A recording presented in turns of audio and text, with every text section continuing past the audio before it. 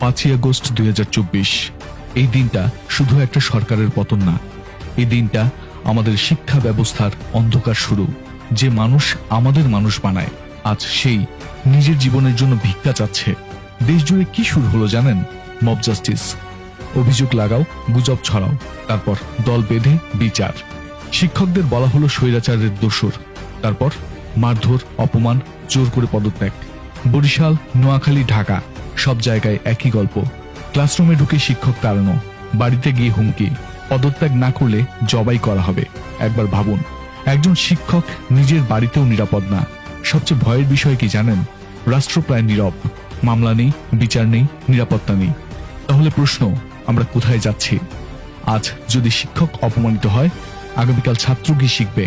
একটা জাতি তখনই শেষ হয়ে যায় যখন সে তার শিক্ষকদের সম্মান দিতে ভুলে যায়। ছয় কিংবা সাত, হয়তো তবে ফিরে পেতাম স্যারের কোমল হাত।